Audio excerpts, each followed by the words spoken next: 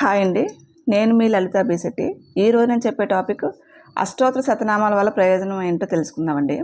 భగవంతుని అష్టోత్తర శతనామాలతో పూజిస్తారు. ఇందుకు పలు వివరాలు ప్రచారంలో ఉన్నాయి.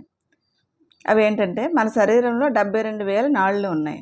అందులో 108 ముఖ్యమైన నాళ్ళు హృదయంలోనే ఉన్నాయి.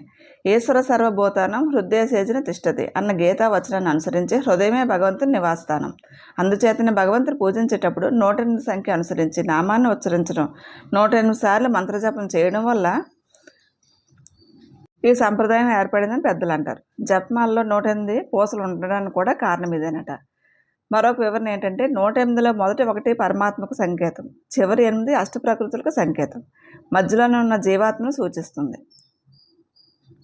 జీవాత్మకు ఒక పక్క పరమాత్మ, మరో ప్రక్క పృథివ్యాధులైన అష్టప్రకృతులు ఉన్నాయని అర్థం. ప్రకృతికి దూరమే పరమాత్మకు సన్నిహితం కావడమే జీవుని లక్ష్యం. ఎందుకు సంకేతంగానే 108 సార్లు భగవద్ దర్శనం ఏర్పాటైందని అంటారండి. Thanks for listening. లోకా సంస్థ సుఖినో భవంతు. నేను చెప్పే టాపిక్స్ మీకు నచ్చినట్టయితే నా ఛానల్ను లైక్ చేసి సబ్స్క్రైబ్ చేయండి.